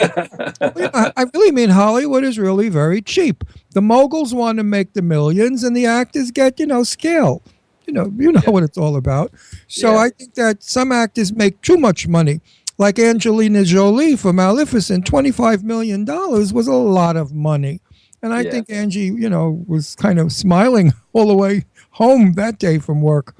We couldn't do that here. I think that we're more of an egalitarian society where the crew and the cast aren't that far removed from each other in terms of what they get. But I grew up on a sheep farm, so good day's work, good day's pay. I don't expect a lot of chips at the end of it, a lot of no topping. I'm happy to have a house and feed my children and do my job. Well, I mean, I'm sure it pays more than that, but I would like to get paid on this show. We were just talking about it. Jimmy doesn't pay me. I do it for the love of Jimmy. But fair enough. I mean, why not? There you go. Well, we have 2 million listeners a week. There's too many people listening to you. And also, we're a married couple. We're legally married. We were married in New York, so that makes me his other half, and therefore bound by marriage to do stuff. Good on you. So then you also have the Lord of the Rings films. Yeah. So which one is your favorite one that you guys? Because you play different characters in the Lord of the Rings films, right? Yeah, I play like 7 different characters over 3 films. I think my favorite one is the Two Towers. I play 4 different speaking characters in that. Mm-hmm. How cool is that? Like, do you have action figures for all those characters too? I have 3 action figures. One of the Black Riders, Schnager, who's the one who goes, yeah, why can't we have right. I love that. They're fresh. Right. And then Shaku, who beats up Aragorn when Aragorn goes over the cliff, the leader of the Wag Riders. So I have 3 action figures. Yeah. That is a cool. Did you buy all your action figures so you would have them? I bought them for my kids. Unfortunately, 2 of them don't have heads at the moment. Their heads got cut off in battles, so I have to glue them back on or get Weta to make me some more. Actually, I think I read in your bio that your kids were in The Hobbit also. In the Lord of the Rings, my eldest son, who's 23, he was in the first one. He was one of the Hobbit children who's at the party scene, and then he was Dominic Monaghan's scale double. So when they wanted someone to look smaller than Dominic, they had a bunch of kids. And then my youngest son was Aragorn and Arwen's future son in The Return of the King. So the little prince that you see. Okay, that's what's really wonderful about these films, and I want our listeners and our viewers to hear. They are now considered. I forgot the word. Jesus Christ, I'm getting so old. It's pathetic. Oh, this is terrible. This happens all the time. Do you ever have these, like they call them burps? I do. It's called. Yeah. What? It's called. My God. What? They're legacy films? No. They're called. Oh, this is dreadful. I'm having a stroke on the air. I can't believe it. They're seen as being heritage films in our country. These films are now called literature. That's because they're based. Oh yeah. No, I want our listeners to know they're not just scripts; they're called literature, which means that they have a great deal. I had to read The Hobbit when I was in high school, or junior high school, or high school, or something. Mm-hmm. No, they didn't have it in my day. Okay, maybe on your day, but we had it in our day. So let's. Do you like the superhero films? I do. I love the superhero films. I'm a huge fan of Wolverine. I love the Avengers. Yeah, I got to meet Mr. Singer when he was out. He came to our premiere actually, and I did say to him, "I'd be great in one of your films." Okay. I just left it at that. I didn't want to be pushy. I just said, "I think I'd be great in one of your films." So if you were going to be a superhero, would you want to be Wolverine, or who would you like to be? Man, I would love to be Wolverine, but it's gonna be very good. I'm a lot shorter than Hugh Jackman. I'm not quite as buff as Hugh Jackman, so be like Wolverine. Lost part of his own body somewhere in between, like when he was transporting somewhere, he lost all of his body weight. Who knows? That's why it's nice to be the Penguin, because you can eat all you want. That's right, yeah. And have a belly. You don't care if you're the Penguin. But it's interesting, your business is very interesting. I'm an actor also, and I've never done anything like you're doing. They basically, cast me as a mafia killer, that kind of jazz. I don't know why, but that's what they always cast me as. I was a priest once, but I was a priest that turned out to be a killer. So, a murderer. An old TV thing.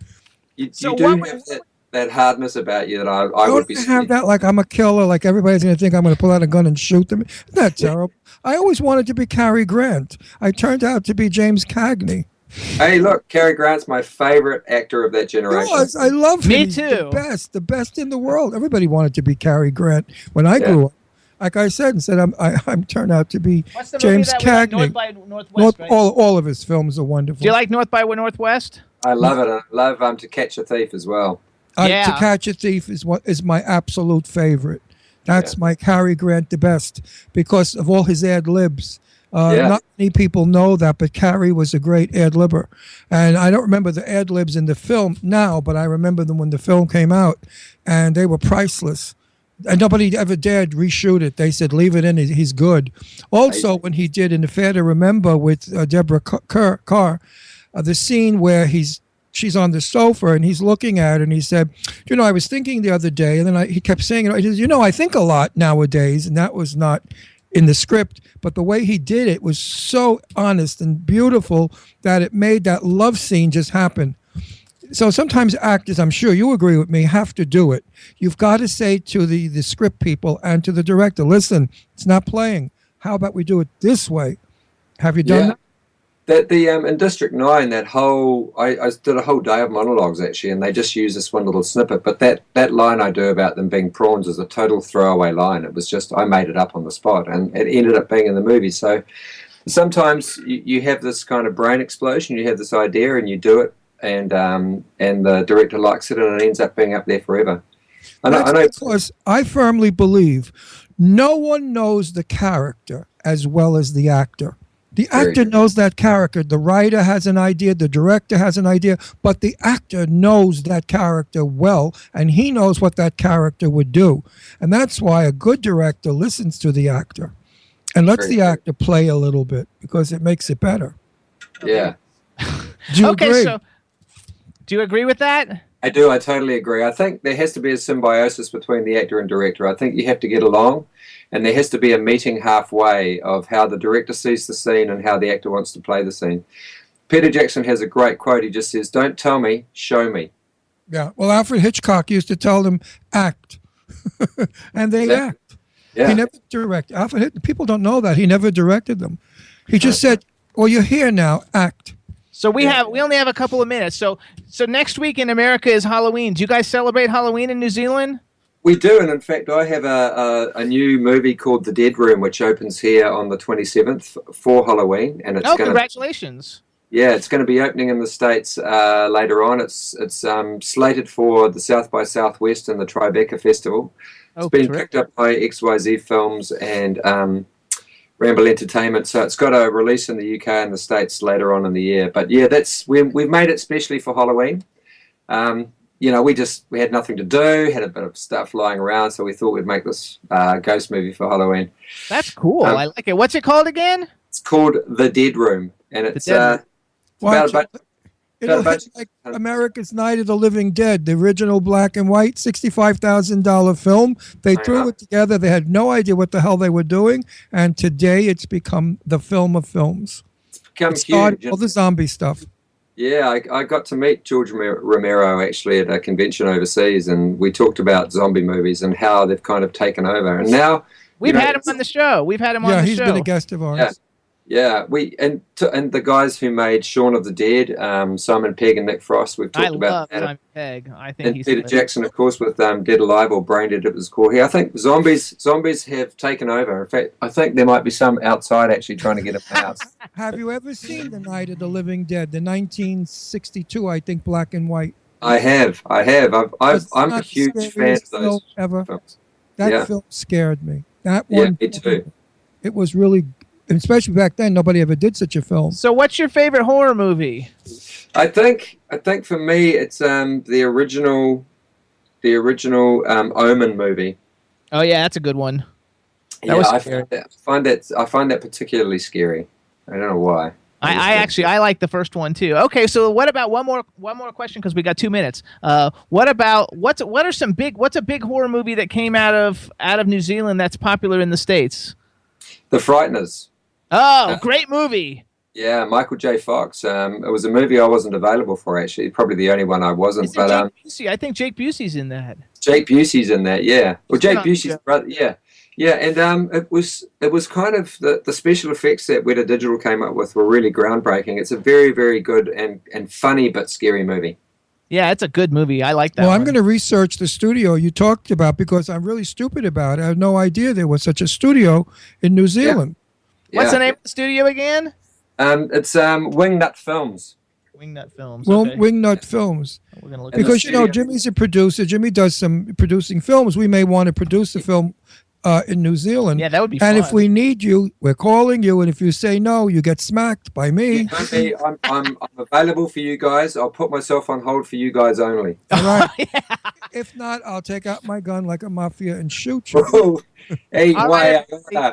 So here's Hang on. I'm not quite. Hey, everybody, this is Jed Brophy. You want to follow him on Twitter? It's at BrophyJed. Just reimbursed it. He's also got a fan club Twitter account that somebody runs called Jed Brophy Army, I think. Is that it? That's right. Yeah, they're crazy people. Follow at Jed Brophy Army. Follow at BrophyJed. We want to wish you all the luck with the new film, The Dead Room. Congratulations on such a fantastic career, and we want to thank you for getting up this morning and coming on the Jimmy Star Show all the way from New Zealand. Thank you very much, guys. It's been my pleasure. Well, it's been a pleasure for me interviewing somebody that I was able to, that wasn't 12 years old. Thanks, Jed. Have a happy Halloween. And thank you guys as well. Don't be too scared now. All righty, bye-bye. Bye now. Bye-bye. What a nice man. Freaking See? awesome. Guy. All right, everybody. Everybody got to watch see how nice the interview went? Because he's not 12. Yeah, also, everybody, we got to watch District 9 again. I want to see District 9 with the aliens because I haven't seen it in a long time. I think it's like super cool. Any film with aliens is fabulous. And we got to watch The Lord of the Rings and The Hobbit from the beginning. So, Chad, what'd you think? Pretty cool, right? Very cool. Another great show, you two. Absolutely. But he's a good actor because, dressed up like that, you can also look stupid and come off like a clown. And all of those little characters in those movies are so authentic. The acting is really intense and well done. Do you ever see some of those films like my favorite one, The Clowns? I love that movie. Killer Clowns from Outer Space. They just do stupid stuff, but they're funny. But they're supposed to be. All right, so we want to thank everybody in the chat room for tuning in. Hope you guys enjoyed the show. Chad, we want to thank you for being the best engineer on the planet. We think you totally rock. My pleasure. Next week's our Halloween show, you guys. We've got Edward X. Young. He's the king of indie horror movies. It's going to be awesome, and we have another guest. I haven't got him confirmed yet, so we're working on it, but please tune in next week for our Halloween show. We want to thank you for tuning in, and everybody have a great weekend. I'm Frank Sinatra. Shooby-dooby-doo. Bye, everybody. Let's get down to crazy Jimmy. Big up myself and known as Alfie, the one and only, the Turkish MC. Always love the clothes of Jimmy. British punk, yo, what I wanna be. Jimmy Star's new celebrity. We'll take you out to Jimmy Star's. He'll dress you right. You'll feel like a star. We'll hook you up. Now you look sexy. Your game is tight. Gonna get laid tonight.